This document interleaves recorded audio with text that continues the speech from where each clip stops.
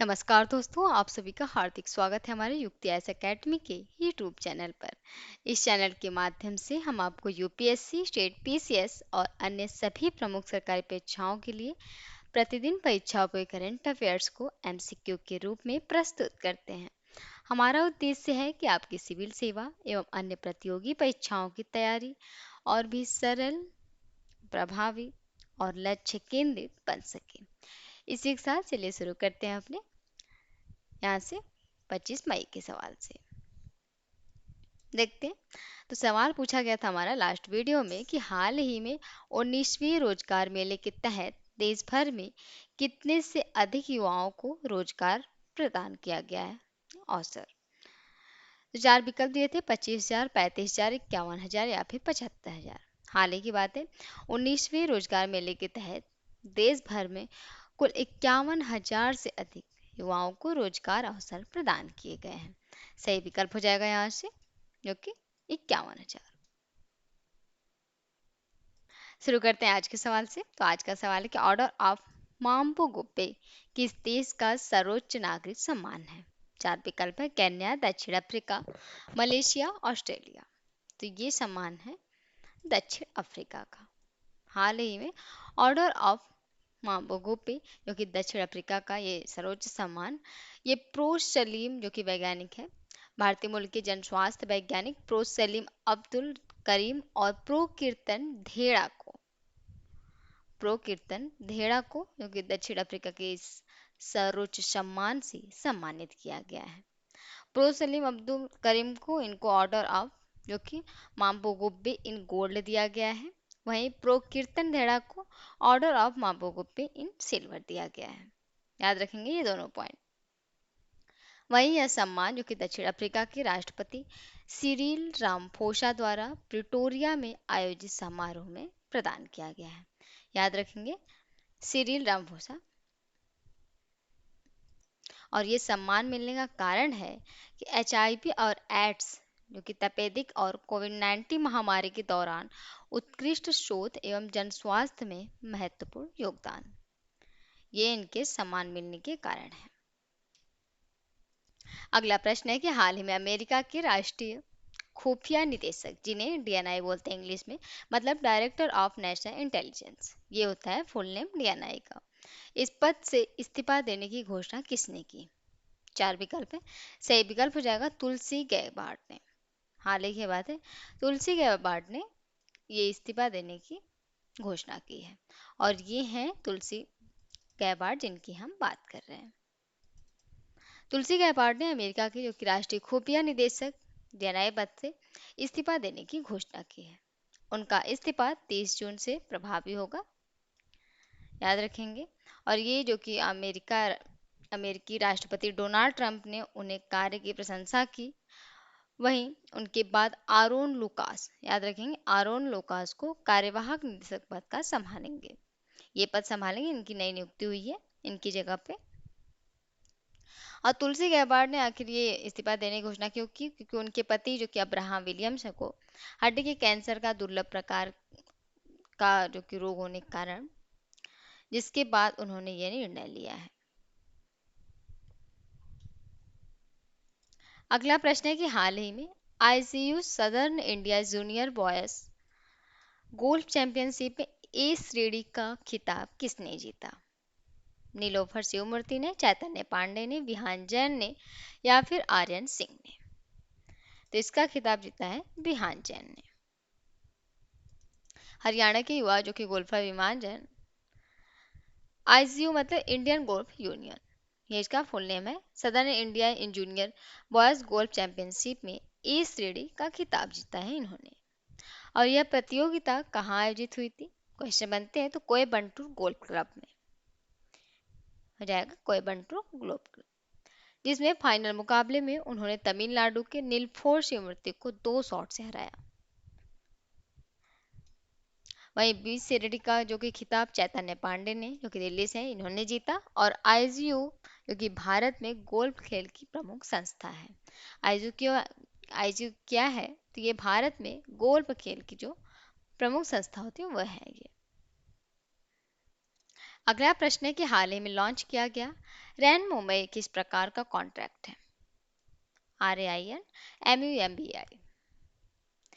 चार विकल्प है, कृषि बीमा योजना, वेदर डेरिवेटिव कॉन्ट्रैक्ट, शेयर बाजार सूचकांक या फिर बैंकिंग योजना। सही विकल्प हो जाएगा वेदर डेरिवेटिव कॉन्ट्रैक्ट। ये भारत का पहला exchange traded weather derivative contract है। इसे NCDX मतलब नेशनल कमोडिटी डेरिवेट्स एक्सचेंज। और क्वेश्चन बने कि NCDX का फुल नेम क्या है? तो ये होता है national commodity and derivative exchange. ये इनके फुल नेम है। इनके द्वारा लॉन्च किया गया है ये, जिसका उद्देश्य है कि मुंबई में मानसून की अनिश्चितता से होने वाले आर्थिक नुकसान से किसानों, व्यापारियों और कंपनियों को सुरक्षा देना। वहीं यह कॉन्ट्रैक्ट जो कि IMD मतलब भारतीय मौसम विभाग के वर्षा डेटा पर आधारित है और इसे SBI जो कि सेबी की मंजूरी भी मिली है। इसके विकास में जो कि IIT बॉम्बे ने सहयोग किया है, याद रखेंगे। अगला प्रश्न है कि हाल ही में आर्मी हॉस्पिटल्स दिल्ली में कैंसर उपचार के लिए कौन सी आधुनिक मशीन शुरू की गई? चार विकल्प है, MRI scanner, CT scan machine, linear accelerator या फिर डायलिसिस मशीन। सही विकल्प होगा लीनियर एक्सीलरेटर। इस मशीन को शुरू किया गया है जो कि दिल्ली में, और ये कैंसर उपचार के लिए जो कि आधुनिक रिंग गैंट्री आधारित लीनियर एक्सीलरेटर शुरू किया गया है, जिसका उद्घाटन रक्षा सचिव राजेश कुमार सिंह की उपस्थिति में किया गया। वही यह मशीन आधुनिक रेडियोथेरेपी तकनीकों जैसे IMRT, IGRT, SBRT वहीं स्टेरियोटैटिक रेडियो सर्जरी प्रदान करने में सक्षम है। इससे क्या है कि कैंसर कोशिकाओं पर सटीक विकिरण दिया जा सकेगा और शरीर के सामान्य ऊतकों को कम नुकसान पहुंचेगा। ठीक है। अगला प्रश्न है कि हाल ही में राजस्थान और हिमाचल प्रदेश में राष्ट्रीय राजमार्ग परियोजनाओं की समीक्षा किस केंद्रीय मंत्री ने की? क्वेश्चन है ये, चार विकल्प है, राजनाथ सिंह, नितिन गडकरी, पीयूष गोयल या फिर अश्विनी वैष्णव ने। सही विकल्प होगा यहाँ से नितिन गडकरी ने। ये केंद्रीय सड़क परिवहन एवं राजमार्ग मंत्री हैं नितिन गडकरी। इन्होंने राजस्थान और हिमाचल प्रदेश में राष्ट्रीय राजमार्ग परियोजनाओं की गुणवत्ता और रखरखाव की समीक्षा की। राजस्थान में बात करें और ये आयोजित कहाँ हुई थी? तो नई दिल्ली में, याद रखेंगे। वहीं राजस्थान में जो कि लगभग 1064 किलोमीटर लंबे राष्ट्रीय राजमार्गों की समीक्षा की गई है और हिमाचल प्रदेश में लगभग 1947 किलोमीटर लंबी परियोजनाओं की प्रगति का आकलन किया गया है। बैठक में मानसून से जो कि पहले सड़क सुरक्षा और रखरखाव पर विशेष जोर दिया गया है।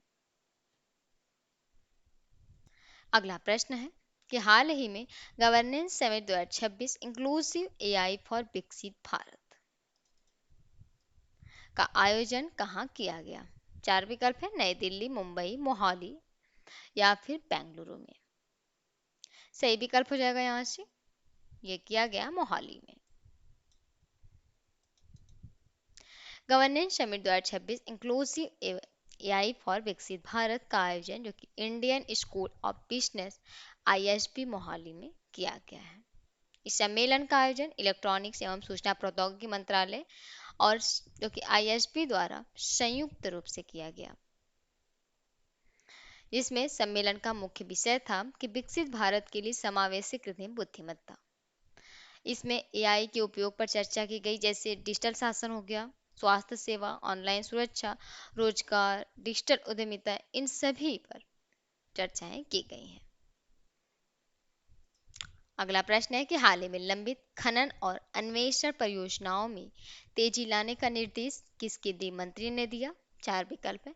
सही विकल्प होगा किशन रेड्डी ने, जी किशन रेड्डी ने। ये केंद्रीय कोयला एवं खान मंत्री जी किशन रेड्डी हैं। इन्होंने बेंगलुरु समीक्षा बैठक के दौरान खनन और अन्वेषण परियोजनाओं को तेजी से पूरा करने का निर्देश दिया। इन्होंने सभी एजेंसियों को मिशन मोड में काम करने और आधुनिक तकनीक अपनाने पर जोर दिया है। और बैठक की बात करें तो बैठक में जीएसआई, आईवीएम, एनआईआरएम और आरएसएस के अधिकारी भी शामिल हुए थे। समीक्षा में लिथियम, निकेल, कोबाल्ट और दुर्लभ खनिजों के अन्वेषण पर भी काफी विशेष ध्यान दिया गया है। वहीं एआई और रिमोट जैसी तकनीकी के उपयोग पर भी बल दिया गया है। अगला प्रश्न है कि ई स्पोर्ट्स विश्व कप 2026 के लिए क्वालिफाई करने वाले पहले भारतीय ग्रैंड मास्टर कौन बने हैं? चार विकल्प है: डेगू केस, आर वैशाली, अरविंद चिदम्बरम या फिर विदित गुजराती। तो ये बने हैं अरविंद चिदम्बरम। सही विकल्प हो जाएगा यहाँ से अरविंद चिदम्बरम, जो कि ई स्पोर्ट्स विश्व कप 2026 के लिए क्वालिफाई करने वाले पहले भारतीय ग्रैंड मास्टर बने हैं। इन्होंने रोड टू ईडब्ल्यूसी क्वालिफायर जीतकर यह उपलब्धि हासिल की। इस वीडियो का लास्ट प्रश्न है कि हाल ही में खनिज ब्लॉकों की नीलामी और संचालन की प्रगति की समीक्षा किसने की? क्वेश्चन है ये, चार विकल्प है: नितिन गडकरी, पीयूष गोयल, जे किशन रेड्डी या फिर धर्मेंद्र प्रधान ने। तो ये किया है पीयूष गोयल ने, याद रखेंगे पीयूष गोयल। खान मंत्रालय के सचिव पीयूष गोयल ने, जो कि खनिज ब्लॉकों की नीलामी और उनके संचालन की प्रगति की समीक्षा की। वहीं बैठक में खनन क्षेत्र में सुधार और घरेलू खनिज उत्पादन बढ़ाने पर भी काफी जोर दिया गया है। इनके कुछ महत्वपूर्ण पॉइंट हैं, जैसे वित्त वर्ष 2025-26 में रिकॉर्ड रहा, 212 खनिज ब्लॉकों की नीलामी हुई और इनमें 22 महत्वपूर्ण एवं रणनीतिक खनिज ब्लॉक भी शामिल हैं। वहीं सरकार का लक्ष्य है कि भारत की खनिज सुरक्षा को मजबूत करना। ठीक है। आज का सवाल है आप लोगों के लिए कि हाल ही में शुरू की गई मेट्रो मंडी पहल का उद्देश्य क्या है? चार विकल्प है: हवाई यात्रा बढ़ाना, सार्वजनिक परिवहन को बढ़ावा देना, निजी गाड़ियों की बिक्री बढ़ाना या फिर नई सड़कें बनाना। सही विकल्प को आप लोगों को कमेंट बॉक्स में जरूर बताना है। इस वीडियो को अंत तक देखने के लिए और साथ में बने रहने के लिए आप सभी का दिल से धन्यवाद। अगर यह वीडियो आपके लिए उपयोगी लगी हो तो कृपया चैनल को सब्सक्राइब जरूर करें, वीडियो को लाइक करें और अपने दोस्तों के साथ भी शेयर करें। आपकी सफलता ही हमारा संकल्प है। धन्यवाद।